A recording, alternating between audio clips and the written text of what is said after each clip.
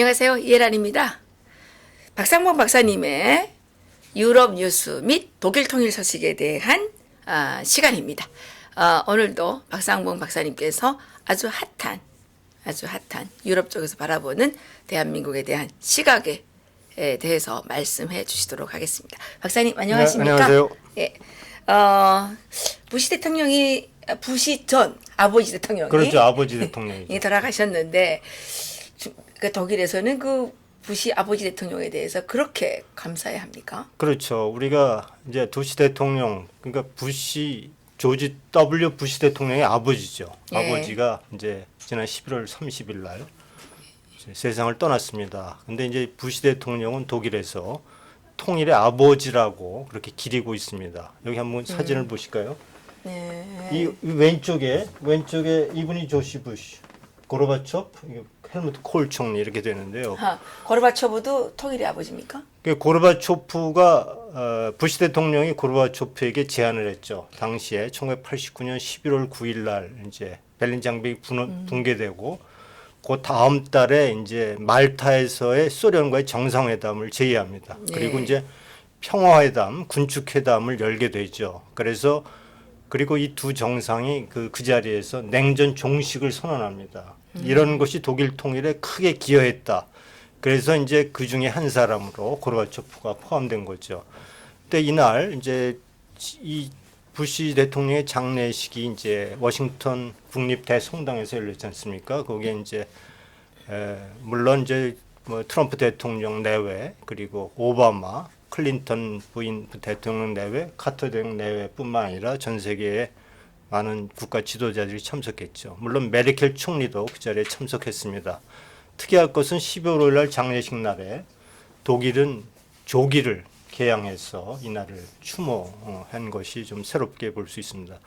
우리나라 같은 경우는 한미 동맹임을 생각할 때 사실은 대통령이 여러 정치인과 함께 미국을 방문했어야 하는 것이 아닌가 이런 생각을 좀 하게 됩니다. 예. 그 부시 전 대통령이 돌아가셨는데 그럼 독일에서는 어떤 행사를?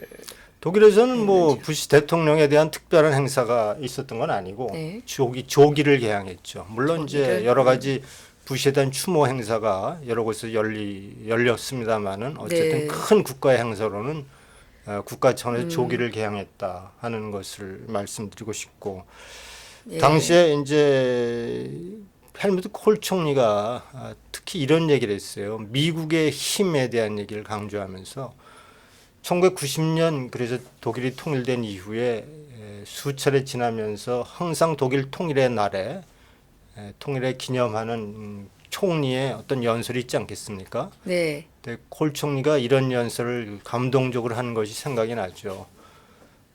독일이 통일되었을 때야 비로소 예. 미국의 힘이 얼마나 강했는지 그리고 미국이 밀어준 것에 대해서 미국의 도움이 없었다면 독일의 통일은 불가능했다는 얘기를 늘 예. 자기의 고백처럼 했다는 사실을 우리가 염두에 둘 필요가 있는데 어떻게 보면 우리 정부는 오히려 미국을 배제하고 김정은과 함께 통일을 이루어 간다는 그런 구상을 전 세계를 돌아다니면서 그런 통일 외교를 펼치는 것 같은 그런 생각이 들어서 좀 안타까운 마음을 금할 수가 없습니다. 원래 저희들이 북한에 있을 때 그 독일 분단 당시에 그 김일성이가 이런 얘기를 한 게 있어요. 네. 독일은 통일되면 안 된다. 분단 네. 상태를 그냥 유지를 해야 된다. 이런 얘기를 그래요? 저희들이 한 것을 이제 그 배웠고 그리고 이제 독일은 왜 2차 세계대전에 대한 책임으로 인해서 또 나치 같은 게 부활할까봐 그렇죠. 그 독일은 통일이 되면 안 된다. 이게 이제 국제적인 기조다. 이렇게 이제 저희들이 얘기를 들었는데 역시 그 미국의 힘에 의해서 그렇죠. 통일이 됐군요. 미국도 사실은 2차 대전 패전 후에 국제사회는 암묵적으로 동일했죠. 독일이라는 나라는 영원히 분단국으로 공존하도록 해야 된다는 것이 이제 국제사회에 보이지 않는 암묵적인 동의였습니다. 그렇지만 이제 우리가 이제 제가 늘 얘기하는 것처럼 분단은 절대로 이것이 완결된 상황이라고 볼 수가 없다. 결국은 통일로 마감될 텐데 중요한 것은 자유통일이 마감될 것이냐 공산통일로 마감될 것이냐 하는 문제가 늘 따라왔던 거죠. 그렇지만 우리가 늘 봤듯이 지금 분단국이 5개 나라가 있지 않습니까? 독일, 예멘, 베트남 그리고 중국, 한국이 있는데 사실 예멘, 베트남에서 보듯이 분단의 마감이 늘 자유통일로 되지 않더라고요. 그리고 독일, 중국 같은 경우도 2030년까지 무력으로 대만을 점령해서 통일하겠다는 즉 그것도 공산통일이죠. 이런 의미에서 본다면 자유통일을 이룬 나라는 독일이 유일한 나라죠. 대한민국은 어떻게 분단을 마감할 것인가? 그것이 이제 지금 우리가 직면한 가장 큰 문제라는 생각을 하게 됩니다. 그런 의미에서 우리가 한미동맹의 중요성을 다시 한번 이번 장례식을 통해서 강조하고 싶은 생각이 드네요. 네. 우리나라는 그런데 부시 전 대통령에 대해서 뭐 특별히 뭐 애도한다거나 이런 분위기를 전혀 느낄 수 없어요. 전혀 느낄 수가 없더라고요. 참 그거는 정말 한미 동맹 국가로 그리고 통일을 이루어야 할 국가로 참 적절치 않은 그런 생각을 좀 하게 되네요. 그러게 말입니다. 박사님, 이춘희 하면 잘 북한 알죠. 미디어의 상징입니다. 아주 북한의 목소리죠. 그렇죠. 근데 이춘희가 사라졌다고요. 이게 이제 이춘희가 사라진 게 아니고 예, 이게 이제 어디 간 겁니까 그러면? 이 집으로 갔겠죠. 이제 해버리니까. 독일 보도가 한 건데요. 독일에서 이제 보도한 건데 네. 내용이 김정은이 지금 현대화 작업을 한다는 겁니다. 예.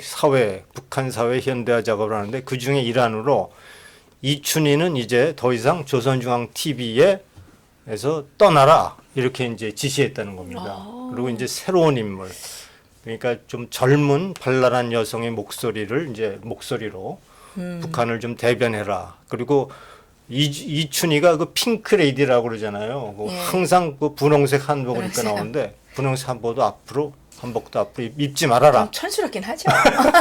그렇게 지시를 했다고 하는데 저는 이제 그걸 보면서 김정은의 시대도 북한의 현대와 함께 자기가 쌓아놓은 함정에 자기가 빠질 것 같은 그런 예감을 하게 됩니다. 근데 이춘희의 핑크색 한복이 촌스럽다면 네. 김정은 머리도 엄청 촌스럽잖아요. 전 세계 촌스러운 게 아니라 김정은 머리는 되게 무섭던데. 아니 웃기게 생겼잖아요. 육각형도 아니고. 예. 그러면 나름대로 울림이 있었던 이춘희의 목소리를 이제는 더 이상 근데 들을 수가 이춘희의 없겠군요. 목소리를 이제 독일에서 어떻게 표현했냐면요. 네. 굉장히 하이톤에다가 막 그냥 뭐라 그럴까 막 사람의 혼을 빼놓는 그런 목소리라고 아니 그게 평가했는데. 북한에서 화술 연습을 할 때 아 그래요? 그게 그렇게 합니다. 그러니까 아. 이게 이제 사실 선동을 하려면 이게 그냥 쭉 이렇게 되면 선동이 안 되잖아요. 그렇죠. 이게 막 한 톤이 그렇기 높은 때문에 것 같아요. 한 톤이 높기도 하지만 그게 이제 올렸다 내렸다 이거 이제 아 그래요? 이거 해야 되거든요. 아. 그래서 거기도 이제 화술 연습이라는 게 있지 않습니까? 화술. 그렇겠죠. 화술 연습이 그렇게 이제 돼 있는 거예요. 뭐 조선노동당 이렇게 하는 게 아니라 조선노동당 이렇게 해야 되는 거예요. 예. 그다음에 이제 위대한 수령 위대한 지도자 김정은이라면 위대한 지도자 김정은 동지께서는 이렇게 해야 되는. 높낮이에다가 항상 높은 그게 톤을 아니 유지해야 그게 규칙이에요. 그러니까 매뉴얼. 예, 그걸 안 하면 안 되는군요. 아니 그렇게 근데 젊은 해야 되는 거예요. 앵커가 앞으로 나온다면 똑같이 그런 따라해야 톤으로 되겠죠? 할까요? 따라해야 되겠죠. 아니 앞으로 거기다 그러죠. 조선민주주의인민공화국 종영 이러잖아요. 우리 이해란 박사님 가서 하시면 되겠네. 아니 우리도 그렇게 하면 되는데 이건 너무 웃기잖아요. 웃기네요. 어색해가지고 그냥 말을 자연스럽게 하는 것이 좋죠. 근데 이제 독일에서 이제 이춘희 목소리를 소개하면서 예전에 이제 수소폭탄 핵실험 성공한 거 특히 그런 거는 그런 더욱더 거에 대해서 그렇죠. 아주 그냥 정말의 북한의 아주 약간 목소리를 대변하는 걸로 이제 하이톤이지만 이렇게 이제 허스키하잖아요.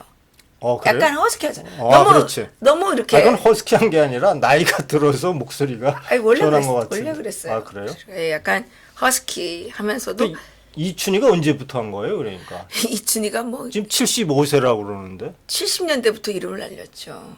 그러니까 거의 뭐 40년 동안 한 거네요. 거의 50년 했을 50년 거예요. 했네요. 네. 저희 어머니랑 나이가 비슷한 것 같은데. 이춘희는 뭐 아주 그 벤츠 타고 다니고 뭐 국가 어휴, 최고 우대 받고 아니 있던데요. 거기는 그 중앙방송 그 앵커 있잖아요. 네. 앵커들은 이 집 자체가 이 그 경비선을 어. 7개인가 통과를 해야지 그 집에 들어갈 수 있어요. 엄청 보호해줘요. 그렇군요. 그 이제 전쟁이 일어나면 걔네를 제일 먼저 잡아간다고. 그러니까 엄청- 뭐 최고의 경호를 하고 있구나. 그렇죠. 어. 그 저희 학교 때 선생님이 러시아어 선생님이셨는데 나중에 조선중앙방송국으로 이제 출세를 하셨어요. 그래요? 그분 얘기가 그러시더라고. 네. 예. 하여간 뭐 앞으로 새로운 어떤 젊은 여성이 나타날지 우리 좀 관심 목소리에 있게. 좀 그 이야기하는 그 방식에 좀 우리가 귀를 관심을 기울여야 좀 될 거네요. 들어봐야 되겠습니다. 예, 그 박사님 그리고 이게 뭡니까? 인권 결의안이 북한 체제 전복용이라고 이렇게 떠들고 있습니까? 지난 11월 15일 날 유엔 인권이사회죠. 유엔 상임위원회에서 예, 예. 북한 대북 결의안 인권 결의안을 이제 만장일치로 채택했어요. 채택이 됐죠. 채택이 됐고 근데 이제 우리나라는 이게 거의 안 나왔어요. 거의 안 나왔어요. 예. 그런데 이제 여기서 독일 택이라는 TV에서 얘기한 거는 그랬더니 북한이 이제 그날째 노동신문을 통해서 이러한 북한 인권 결의안에 대해서 강력히 비난하고 나온 겁니다. 예. 이것은 이제 미국의 주도하에 일어나는 거고 예. 미북 관계가 상당히 좋은 비핵화를 통해서 협상을 통해서 좋은 관계를 유지하고 있음에도 불구하고 미국이 이렇게 주도에 이렇게 북한 인권 결의안을 만든 것은 그러니까 북한의 체제를 전복시키려는 알고 미국의 있네. 의도가 있다. 알고 이렇게 있네. 강력히 비난하고 있습니다. 맞잖아요. 맞잖아요. 아니, 그건 모르겠는데, 이건 인권 개선을 위해서 하는 건데. 아니 맞잖아요.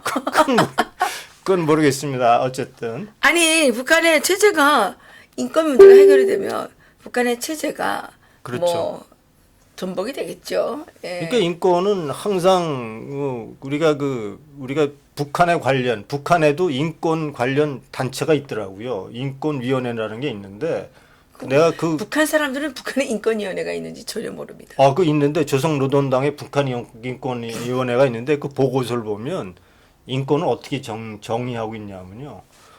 인권 문제는 패권주의 미국이 공화국을 전복시키기 위한 것으로 사용하는 그런 개념이다. 이렇게 규정하고 있거든요. 그러니까요. 그런 의미에서 인권이라는 것을 굉장히 인권이라는 단어 자체를 굉장히 정치적으로 해석하고 있다. 이런 생각이 들죠. 거기에는 인권이 없잖아요. 북한에는 인권이 없기 때문에 인권이라는 건 사실 인류 보편의 가치인데 자기들은 그렇죠. 인류 보편의 가치를 지키지 않기 때문에 그렇죠. 그래서 체제 전복이라고 생각하는 거죠. 실제 인권 문제를 다루면 북한 체제는 전복이 되는 거 맞아요. 네. 그렇기 때문에 강력히 반발하는 것 같고 여기에 더해서 미국이 안보리에 북한 인권 문제를 다시 한번 의제로 올려서 안보리를 소집했거든요. 앞으로 이제 안보리에서 이제 또 다시 이제 북한 인권에 관한 논의가 있을 예정이고. 그렇겠네요. 아마 근데 이번에 북한 인권위원회 11월 15일 날 통과된 거기에는 한국도 같이 동참했다고 해서 북한이 강력히 반발하고 있는데 한국이 참 새롭네요. 유엔 인권 결의안에 이번 결의안에 지난번에는 물어보고 안 했는데 기권했는데 이번에 왜 한 거예요? 안 하면 계속 또 떠들 거 아니에요. 한국 사람들이. 그래서 그렇죠. 전 세계가 지켜보는데 그거 안 하면 어떻게 되겠어요? 그렇죠. 예. 근데 이것이 이제 이 새로운 게 아니고요. 유엔은 이미 벌써 2005년부터 북한 인권 결의안을 계속 채택하고 있고 이제 올해면 14년째 북한 인권 결의안을 이제 채택해서 북한 인권 문제를 국제사회가 집중적으로 논의하고 있다. 네. 거기에 우려를 표하고 있다. 이렇게 우리가 해석해야 할 것입니다. 그렇군요. 네. 이 지금 DMZ 네. 군사 분계선 지역에서 대규모 철수가 일어나고 있어요. 우리가 지난 11월 말로 예. 북한의 10개, 네. 남한의 10개 GP가 이제 폐쇄됐죠. 근데 이게 폭파되고. 정말 이게 균형이 안 맞는 게 균형이 안 맞죠. 북한은 160개인데 그 250km 휴전선에 북한에 160개가 있고 예, 남한에 60개가 있단 말이에요. 예. 근데 이건 뭐예요? 그럼 10개씩 해서 지금 150개하고 50개 남았는데 말이 되냐고요. 그러니까 그 똑같은 숫자를 만들자 이렇게 해야지. 그렇죠. 예? 야 너도 그러면 60개 우리가 그러면 아니 이렇게 해야죠. 그럼 우리가 당신 160개 있고 우리 60개 있으니까 그럼 이거를 10개로 줄이자라든가 뭐 그렇죠. 50개로 만들자거나 그렇죠. 해야지. 똑같이 하나씩 줄여서 10개 줄이면 거기 150개 남고 여기 50개 남는데 형평이 안 그럼 맞지 무슨 않습니까? 필요가 있냐고요. 그렇게. 예?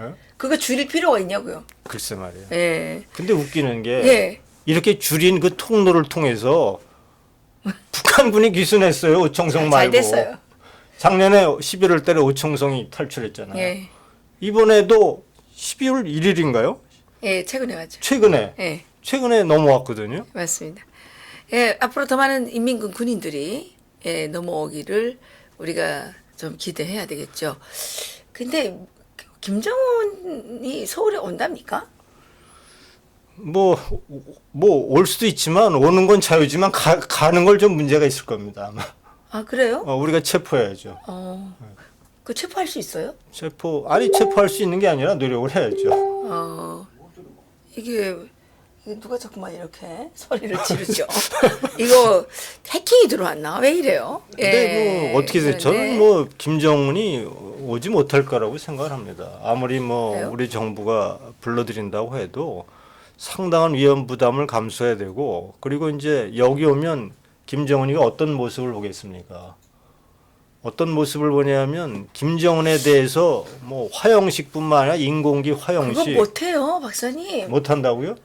친위 부대가 지금 대거 내려온다는데 친위 부대 그 북한 허위천국 친위대 총에 아이, 맞아 그걸- 죽으려고 그러래요. 이거 친위부대가 총 갖고 내려온대요?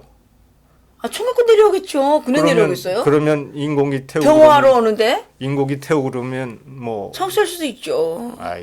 뭐 우리가 그런 걸 극복해내야 자유민주 통일도 지키는 거죠. 이제 그런 것들에 대해서 우리가 일방적으로 당하고만 있으면 이제 큰일 난다. 그러니까 우리는 우리가 이제 이걸 좀 하면 어떨까 싶은데 박사님 제 아이디어인데 어떤 아이디어? 우리가 서울의 곳곳에 정우나 탈북해, 정우나 탈북해. 예. 이모도 탈북했잖아. 이모가 누구죠? 고영숙, 그 고영이 고영이. 동생 고영숙이 탈북 그렇죠. 미국 가 탈북해가지고 있죠. 미국 가 있잖아요. 그렇죠. 미국 가 이모도 탈북했잖아. 그렇죠. 정우나 탈북해. 어. 이렇게 이모 따라 탈북해. 예, 이모 따라 탈북해. 그거 정훈아, 이모 따라 탈북해. 이런 걸 써붙이면 어. 정훈이가 혹시 마음이 괴로워가지고 그렇죠. 우리가 이 캠페인을 좀 하면 어떨까 싶은데 박사님 생각은 어떻습니까? 캠페인을 우리가 캠페인뿐만 아니라 할 수 우리 있는 여기다 붙일까 봐요. 모든 조치를 다 해야 되겠죠. 우리 여기다가 저기 정훈아 탈북해를 써붙일까. 근데 이제 뭐 태영호 공사는 그 뭐 김정은의 그분 얘기 하지 마세요. 근데 그건 또 나름대로 또 나름대로가 아니에요. 그거는 이유가 있더라고요. 그건. 이유가 있기는 뭐가 있어요. 비핵화 상관없이 그냥 망한하게 해라. 그분은 우리가 요즘에 믿을 수가 없어요. 그분 얘기 하지 마세요. 지금 탈북자들이 너무 화가 났어요. 탈북자 너무 화가 났어요. 너무 화가 났죠. 모르면 입 닫히고 가만히나 있든가. 그 심지어 어떤 분들은 이런 얘기를 해요. 정부가 이게 무슨 뭐 태영호 테러다니 뭐 이렇게 뭐 하니까 겁나서 그런 거 아니냐. 근데 우리가 보기에는 태영호 공사가 별로 위험한 말도 하는 것도 없거든요. 김정은이 뭐 아니 이렇게 별로 뭐 그쪽에 그렇게 나쁜 말을 한 것도 없어요. 근데 얘네들이 계속 태영호 공사를 막 이렇게 휘젓고 다니는 거는 태영호 이게 뭐 서로 짜고 치는 고스톱이 아닌가라는 생각이 들 정도예요. 요즘에 이분이 한 번만 이러신 게 아니라 여러 개 지금 건수가 계속 쌓여가고 있어요. 지금 뭐 지난번에는 또 뭐라 그랬어요. 교황이 와야 된다고 뭐 이랬다. 교황이 뭐 북한을 가야 된다고 또 이랬다가 또 뭐라 그랬습니까? 뭐 이산가족 방문을 뭐 잘했다 그랬나 어쨌다 그랬나. 하여튼간 너무 지금 많이 쌓이고 있어요. 이분이. 그래서 이제 탈북자들은 태영호 공사를 아주 이제 그 너무 믿었다가 믿는 도끼에 발등 찍혔다는 생각을 하고 있는 거예요. 아, 그래요? 네. 이런 분이 지금 계속 나서서 그리고 헛소리 하니까 대한민국 국민들은 더 헷갈릴 거 아니에요. 그게 이제 우리가 태영호 공사 얘기는 이제 백두 칭송위원회, 백두 수호대 이런 데서 계속 뭐 그러니까 거기를 계속 띄워주잖아요. 그리고 어떻게 보면 띄워주는 거예요. 뭐 잡으러 간다, 뭐 체크하겠다. 그 띄워주는 거 아니에요. 근데 실제 태영호 공사가 그러면 백두 수호대가 그렇게 테러할 정도로 무슨 뭘 했냐 한 것도 없어요. 그렇죠? 아니 이제 우리가 그 태영호 공단의 책 있지 않습니까? 3호. 사실 저도 이런 얘기 좀 안 하고 싶지만 그 책을 다 보고 난 느낌이 뭐였냐면 특별한 정보는 없고 그냥 당신의 그 외교적인 아주 그 감각이 뛰어나다 이런 쪽으로 많이 돼 있고 북한은 외교를 참 잘한다라는 느낌을 받게 하더라고요. 내가 탈북자로서 정말 이 말 안 하고 싶었어요. 저는 그동안 다 그런 느낌이 있었지만 우리가 그래도 그러면 안 된다 이렇게 생각했는데 김정은이 뭐 비핵화에 상관없이 와서 뭐 보고 가야 된다. 김정은이가 몰라서 지금 그러고 있는 겁니까? 그 자식은 자기의 왕조를 지키기 위해서 그러는 건데 뭐 김정은이 여기 보고 간다고 뭐가 달라지겠어요. 오히려 여기 와서 보고 가서 북한 주민들 지금 북한에서는 북한 주민들에 대한 압박이 더 심해지고 있어요.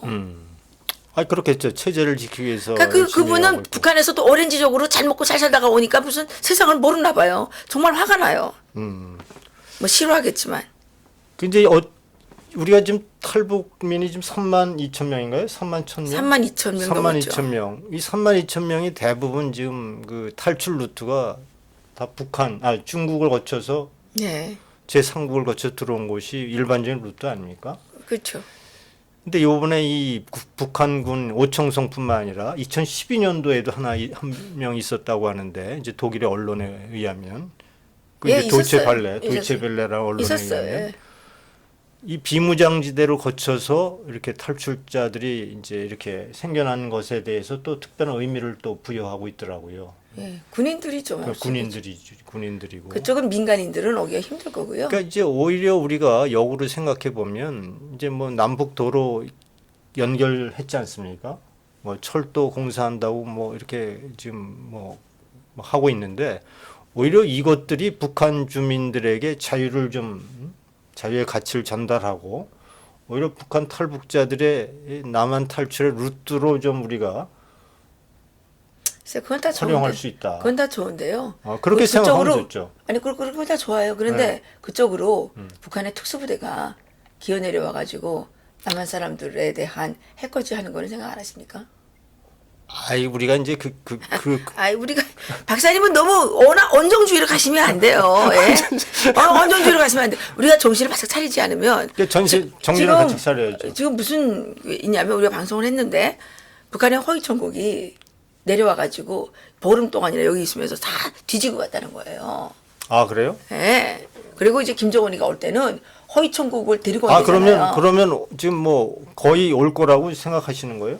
김정은? 허위천국을 데리고 온대잖아요. 아니 그러니까 김정은이 답방할 거라고 생각하시는 아니 거예요? 문재인이가 계속 나와서 올 거라고 그러잖아요. 뭐 KTX도 태워주고 뭐 무슨 지금 뭐 꿈에 아주 부풀어 있던데 무슨 얘기입니까? 호이청구가 같이 온다. 그리고 돈을 지금 많이 줬으니까 올 거예요. 돈을 많이 주지 않았겠어요? 그건 뭐 김정은이가 오는 거는 꼭 돈을 많이 받았을 때 온다고 생각을 해요. 김정은이가 온다 안 온다는 돈을 줬느냐 안 줬느냐를 가르는 시금석이 될 겁니다. 그러니까 김정은이가 안 오면 돈을 안 줬으니까 못 오는 거구나. 김정은이가 오면 이건 분명 돈을 줬구나. 이렇게 이제 봐야 되는 거죠. 네. 그럼 우리 얘기가 아니라 평양 사람들 얘기입니다.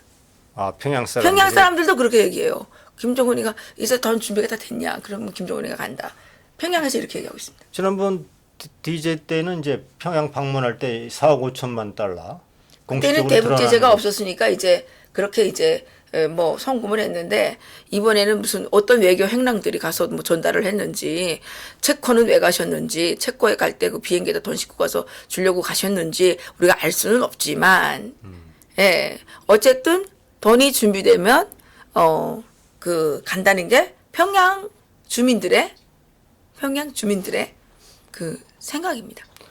어쨌든 뭐 문재인 대통령이 그동안 아시셈이다, 뭐 아세안이다, 이번에 아르헨티나 G20 정상회담 뿐만 아니라 뉴질랜드를 거쳐서 올 때마다 사실은 항상 들은 얘기가 뭐죠? 북한은 믿을 수 없다. 대북 제재는 절대로 풀 수 없다는 얘기를 각 정상들로부터 들은 거 아닙니까? 각 글쎄, 근데- 국제사회. 근데 왜 그런 건 못 들은 척 하시는지 모르겠어요. 아니 근데 그 거기에 대해서 이게 반론을 안 했잖아요. 그리고 김정은 입장에서는 상당히 괘씸할 거 아니에요. 아, 반론을 안 네, 했다. 안 했잖아요. 동의한다 그랬잖아요. 그러니까 대북 제재는 계속 해야 된다고 동의했죠. 동의했잖아요. 그런데 그게 뭐 돈을 갖다 주고 그러지 않았으면 그 어떻게 무슨 배짱으로 김정은이를 오라 계속 온다고 확신을 하고 계시겠어요. 뭐 모종의 뒷거래가 있었길래 그러는 거 아니겠어요? 뭐 모를 일이죠. 합리적인 의심입니다. 이게 뭐 그렇다는 생각이라는 거예요. 뭐 그랬다는 게 아니라. 그렇다. 예, 뭐 또 요즘엔 하도 가짜 뉴스 어쩌고 잡아간다는데 사실 가짜 뉴스는 문재인 대통령이 가장 많이 생산하고 있어요. 그렇죠. 가장 모든 국민이 쌍수를 들고 환영한다. 누구 맘대로 모든 국민이 쌍수를 들고 환영하십니까? 저는 뭐 쌍수 들고? 쌍발 들고 반대하고 있는데 쌍수 쌍발 다 들고 반대하고 있는데 왜 자꾸 그런 얘기? 근데 우리 그럼 모든 국민 아니에요, 우리는? 우린 국민 아니죠.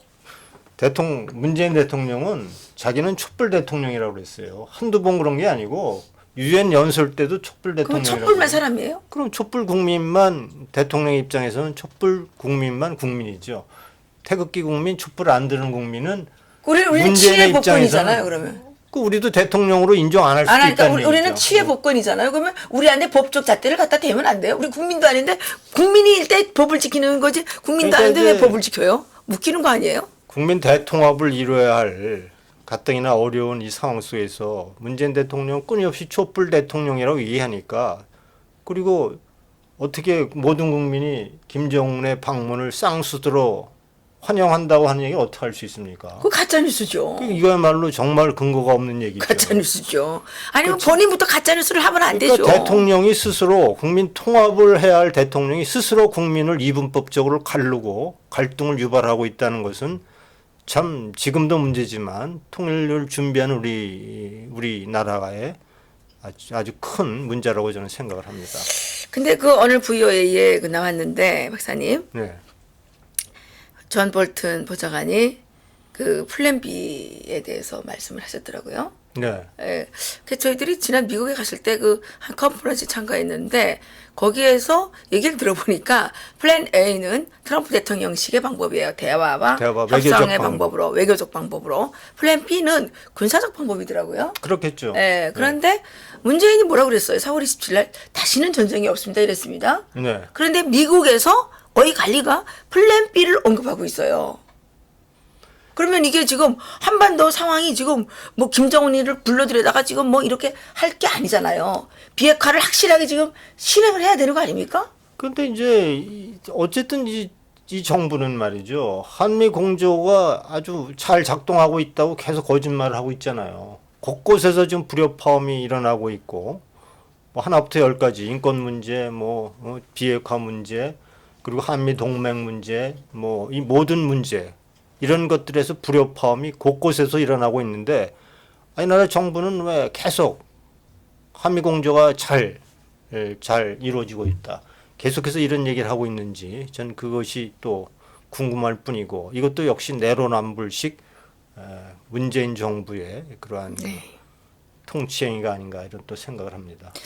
어쨌든 김정은이 이번에 내려올 때는 분명하게 핵 무기를 몇 개 갖고 와서 미국에 반환하겠다고 그렇죠. 약속을 해야지 되는 거죠. 아니 그렇게 하고 뭐 금강산 박광자 씨 문제, 천안함 문제, 연평도 도발 문제 이런 것에서 사과를 하고 재발 목함지뢰 방지하고 사건 이런 것에서 재발 방지 사과를 하고 재발 방지 약속을 하고 그러고 나서 한국을 방문해야 되는 게 정상적인 관계 아닌가? 그렇지 근데 않습니까? 그렇죠. 근데 문재인은 가서 있는 대로 가서 아부하고 항복선언 비슷한 연설까지도 하고 왔는데 그리고 군사합의서 그 이상한 거 다 체결하고 왔는데 그럼 김정은은 와서 우리한테 뭘 줄 거라는 거죠.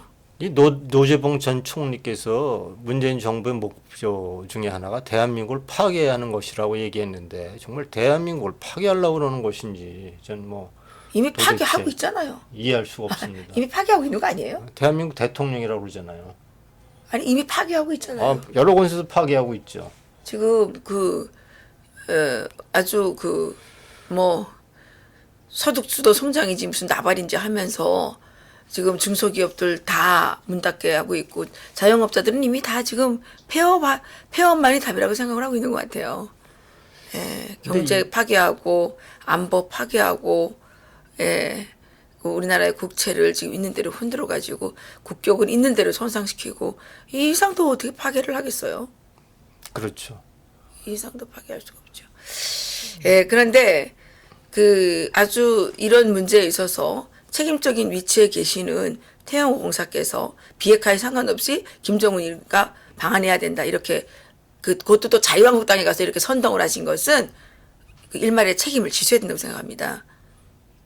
저희들 탈북자들은 절대 동의하지 않고요. 우리는 만약경에 태영호가 이렇게 한다 그러면 탈북자 이러면서 태영호를 지우고 싶어요. 솔직히 왜 계속 그러시는 거예요? 어쩌다 한 번은 모르지만 이거 계속 이런 중요한 그 순간마다 이상한 얘기를 하셔가지고 이 완전히 이 물타기를 조성시키는 이 의도가 뭔지를 모르겠어요. 도대체 자유대한민국으로 왜 귀순해 오셨는지 그 의도도 막 모르겠어요.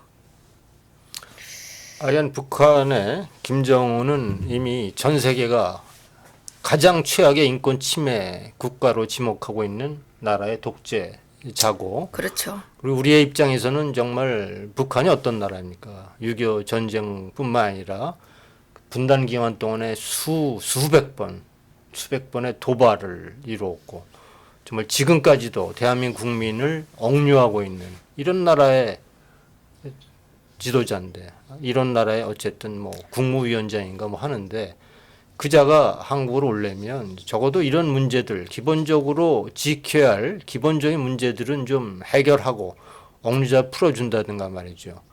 아니 미국의 억류자들은 자기네들이 그렇게 싫어하는 미국 민권을 통해서 패권 공화국을 전복시키려고 한다고 얘기하는 미국의 국민들은 다 풀어주면서 그렇게 남북 관계를 평화 화해를 운운하는 남한 시민, 남한 국민들은 왜 아직도 역류하고 있는지 그것부터가 모순이고 그리고 자기가 얘기하는 화해 평화가 핵을 포기해야 당연한 것임에도 불구하고 그걸 그대로 둔 채 남한을 방문하겠다고요? 이런 어불성설 전혀 이것은 맞지 않고 절대로 우리를 용납할 수 없다 이런 얘기를 드립니다. 살인자는 감옥으로 가는 것이 정답이겠죠. 그는 인류 보편의 상식입니다. 예, 김정은은 살인자입니다. 예, 그렇기 때문에 이 반인도적 범죄자이고요. 살인자죠. 네. 그래서 김정은이 대한민국에 왔을 때 대한민국 국민들은 청걸기에서 김정은을 잡아야 됩니다. 체포해서 감옥에 집어넣든가, 예, 그 인류의 준엄한 심판을 받게 해야 될 것입니다. 네. 그래서 12월 8일에 강화문 교보 앞에서 김정은 방남 저지 그 문재인 퇴진 그 국민 총궐기 출정식을 하는가 봐요. 아, 그래요? 예, 그래서 1시부터 한다는데, 예, 대한민국의 모든 국민들, 걸을 수 있는 모든 국민들은 다 나와서 김정은의 방남을 저지하든가 아니면 김정은이 기어코 한국의 이 성스러운 대한민국의 자유의 땅에 발을 들여놓는다면 우리는 용서치 말고 이자가 다시는 주석궁전으로 돌아가지 못하게 해야 할 거라고 우리는 결사의 의지를 다져야 된다고 생각합니다. 네, 그렇죠. 예. 이번에 언제죠? 12월 8일? 12월 8일 아, 네. 내일 모레입니다. 예. 그래서 전 국민이 똘똘 뭉쳐서 이 문재인 이 지금 자유 파괴, 국가 파괴 세력에 맞서서 이제는 싸우지 않으면 더는 밀려날 데도 없는 겁니다. 이제는. 네. 더는 밀려날 데가 없습니다. 우리는 이제는 결사의 각오를 품고 싸워야 된다고 생각합니다. 식칼이라도 들고 나와야 되고 그렇잖아요. 네. 아니 뭐 우리 북한에 이런 노래가 있어. 밥 짓던 누나는 식칼 들고 나오고 뭐 북한이니까 북한에 그런 노래가 있었어요. 그, 그 청동호가예요, 그게. 그건 북한의 나가자, 싸우러 나가자. 선정 가요. 예, 나가자, 싸우러 나가자. 뭐, 그립던 오빠는 책을 들고 나오고, 밥 짓던 누나는 식칼 들고 나오고, 뭐 이런 노래가 있었어요. 아, 요즘에 그 노래가 계속 생각나요. 야, 이게 진짜 우리가 들고 나갈 거 없으면 정말 식칼이라도 들고 나가야 되는 거 아니야. 예, 식칼이나 박죽이라도 들고. 근데 옛날에는 박죽이 쇠대였는데, 그 스탠리였는데, 요즘은 박죽이 다 플라스틱이 돼가지고. 별로. 오히려 힘 있는 저항은 말이죠. 뭐예요? 주걱 들고 나가는 것이 아니고 뭐 들고 나가요? 좀 평화적인 그 비폭력 시위가 더 힘이 있는 겁니다. 오늘날은. 왜냐하면 저들은 핵을 갖고 있는데. 아니 우리가 근데 저것들이 비폭력 안 하고 우리를 지금 막 아니, 허위 천국에 저희가- 내려가가지고 우리를 죽이려고 그러는데 비폭력하다가 맞아 죽으면 되는 겁니까? 에이, 이게 박사님. 지금 이게 통일의 아버지 중에 말이죠. 저 헬무트 콜 총리는 작년에 6월달에 세상을 떠났습니다. 이제 부시 대통령은 이제 올해 지난 11월 30일 날 이제 세상을 떠났고 고르바초프 대통령 총석이만 아직도 좀 남아 있는데 고르바초프 대통령은 사실은 그 동독 급변기에 동독 막 급변 사태가 터질 때 사실은 호네커의 요구를 들어준 사람이 아니죠. 오히려 고르바초프는 호네커에게 바로 이러한 급변 사태가 터졌을 때 동독이라는 나라가 개혁 개방으로 나오지 않으면 안 된다라고 해서 호네카가 그 이후로 실각을 하고 권력에서 떠나고 당에서 호네카를 제명하는 그 계기를 마련해 준 사람이 바로 고르바초프입니다. 그래서 고르바초프가 독일 통일의 아버지 중에 한 사람으로 노벨상 받았잖아요. 노벨상 받았죠. 네. 어쨌든 부시 대통령의 장례식을 통해서 근데 계기로 부시 대통령도 노벨상 받았어요? 부시 대통령 못 받았죠. 근데 부시 대통령은 왜 안 준 거예요? 노벨상위원회에 물어봐야 되겠네요. 김대중은 받았는데. 예. 그러니까 노벨상위원회는 또 자기 나름대로 노벨상을 김대중께 주고 비판을 많이 받았죠.